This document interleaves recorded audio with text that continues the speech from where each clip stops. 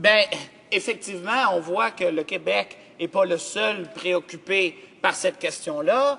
Évidemment, l'avantage d'avoir un système où chacune des provinces a sa propre autorité qui régularise et qui, ensemble, entre elles, mettent des passeports pour permettre aux gens de circuler d'une à l'autre, c'est que ces différentes autorités-là peuvent tenir compte de la réalité dans laquelle elles évoluent.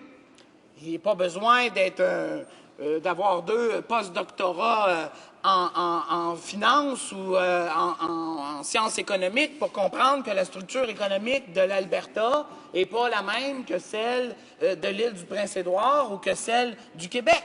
Et c'est pour cette raison-là que le système actuel offre beaucoup plus de flexibilité. Et c'est pour cette raison-là qu'il y a beaucoup de provinces, autres que le Québec, qui veulent garder leur propre système, qui leur offre leurs propres possibilités.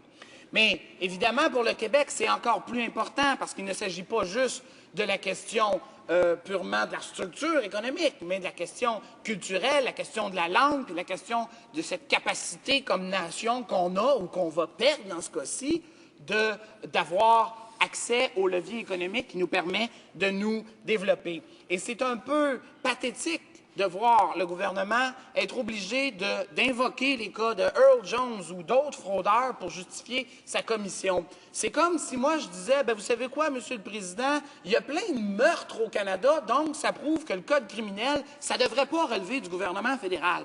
Il y a plein d'excès de vitesse sur nos routes. Ce n'est pas une raison pour transférer le code de la sécurité routière au gouvernement fédéral. Il n'y a pas de lien entre le fait qu'il y a un système qui n'est pas parfait et qui ne réussit pas à attraper tous les cas et le fait que donc il faut absolument transférer la responsabilité à quelqu'un d'autre.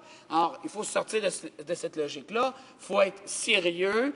Les cas qui nous ont été soumis en cette Chambre-là, par exemple dans le cas d'Earl Jones, sont des gens qui n'étaient même pas enregistrés auprès de l'Autorité des marchés financiers du Québec. Alors, eût-il eu une autorité, une commission des valeurs mobilières intergalactique, Monsieur le Président, si ces gens-là n'auraient pas été enregistrés à cette commission intergalactique, ils n'auraient pas plus été sévis, attrapés, et les gens se seraient quand même fait avoir. Alors, il faut rester raisonnable, il faut rester sérieux dans ce dossier-là. La question, c'est est-ce qu'on accepte que le Québec, et sûrement d'autres provinces aussi, soient dépossédés d'une bonne partie de son milieu financier au profit de Toronto? C'est là la question qui est devant nous aujourd'hui.